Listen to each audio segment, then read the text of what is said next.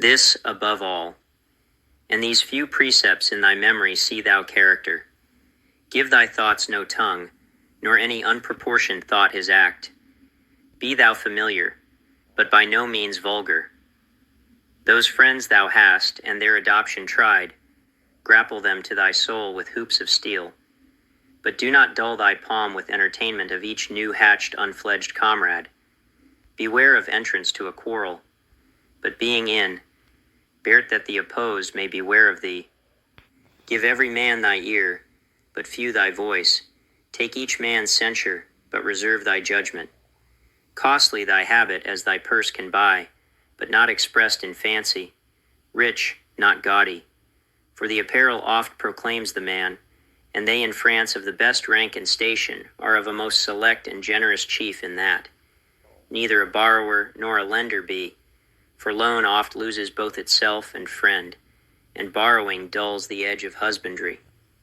This above all, to thine own self be true, and it must follow, as the night the day, thou canst not then be false to any man. From Hamlet, Act 1, Scene 3, by William Shakespeare. Greetings, friends. Welcome to the Pen Tool Podcast. My name is Al Wayman, owner of Creek Road Pottery in Laceyville, Pennsylvania, next to the cold Tuscarora Creek. Pull up a chair around the wheel as we discuss topics concerning the art and craft of pottery, good books, storytelling, marketing, and creating work that matters for folks who care.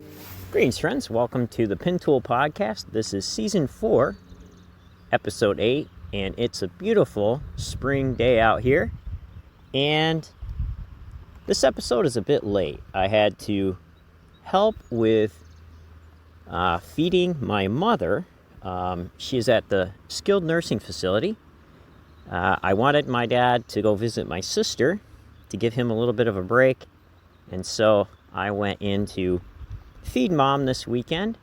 And it was a nice time being with her. And she's always very happy to see me take my guitar and sing her some old-timey gospel songs.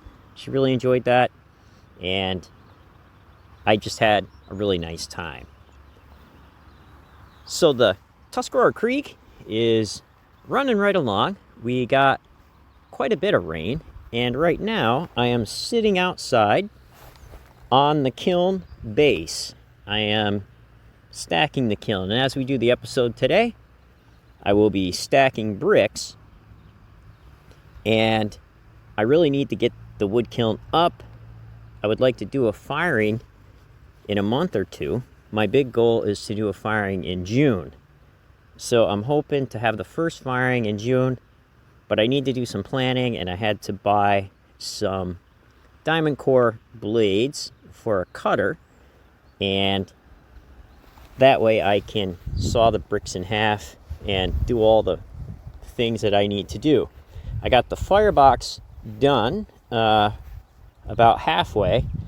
I got the vent ports in, and I'm up to the point where I need to put in the grates, the metal grates, and then do the top vent ports so that the grates can burn, so the wood can burn fairly easy. I want to put air intakes above those grates. And then I need to look and see the old construction of when I took it down, of where they had the rake out part, or the rake out section to rake out coals and to jostle coals. And then I need to build in the doors, the stoke doors. So that's what I'm going to be doing, and those were going to be on both sides, and those parts of it will be much smaller than the original kiln had, because I need to be able to control the size of the wood that goes into the kiln, and we don't want to be overstoking that.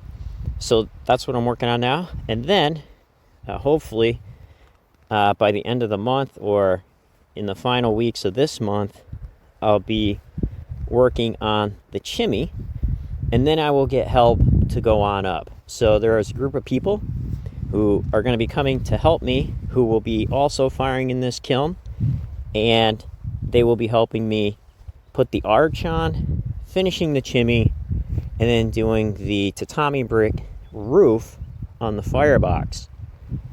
So I have a special plan for the tatami roof on the firebox. These are all handmade tatami bricks, and I need to make a hole in the back end of the firebox on the roof, because I also want to use the firebox as a kiln by plugging off the air ports, the intake ports, and plugging off the holes or the intake to the wear chamber, and just firing it straight out in the firebox with some shelves. So I have quite a few things that I need to do to ensure that can happen with the correct airflow and ventilation. I plan on just putting burners into the firebox in the section where I rake out coals. So the fire will be shooting into the bottom with some burners, and then it will go out the top, kind of like an updraft kiln. But I need to make it so it circulates well, and the heat distribution circulates well inside that firebox. So it's going to be a big test. I never have used a firebox before as a kiln, so I would like to do that because it'll give me extra space to fire when I'm not using the wood. And also, I want to build each section of this kiln separately in case repair work needs to be done. I can do that in sections rather than have it all built in together and have everything connected. It'll be much more difficult. So I'm trying to keep things in a separate way. So the wind's picking up here a little bit, and it's beautiful. You can hear the birds singing. What I'm going to do is invite you all back. We're going to sit around the kiln as I stack some bricks here. I'm not going to make you work. You can bring chairs out.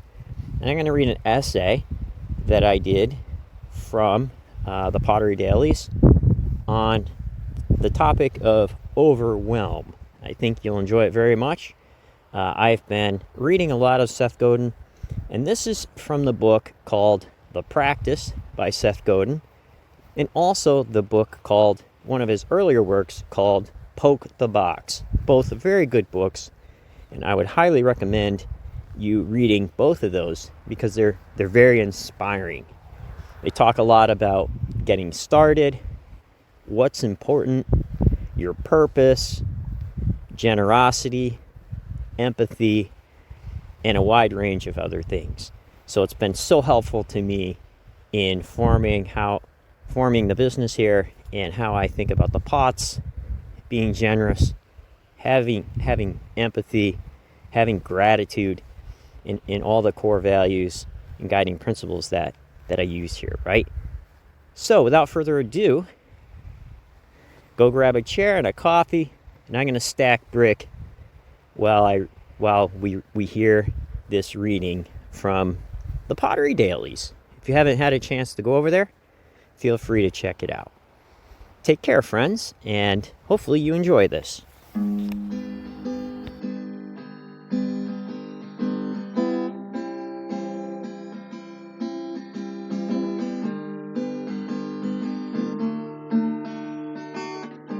Today I felt the pressure.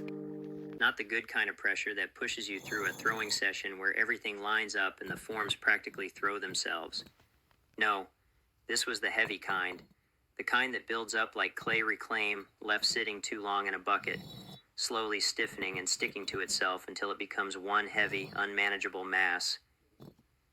The list of things I need to do is long. I've got pots drying under plastic, a half-built kiln, a car that needed new tires, and shows creeping up on the calendar. Somewhere in that pile is a person who also needs to rest, and maybe even make something meaningful. Overwhelm doesn't come from having too many options. It comes from not making a choice. That's something Seth Godin says, and today I felt the truth of it. In his book, The Practice, Seth talks often about the tension we avoid when we face a decision. Not making the call gives us a strange comfort. We get to delay the discomfort of being wrong, of wasting time, or of putting something into the world that might not work. So we wait, we stall, we scroll, we go to the fridge, we walk around the studio, but don't sit at the wheel. We convince ourselves that we'll get to it tomorrow, after just one more piece of information, or just a little more energy. But the work doesn't get done in the waiting.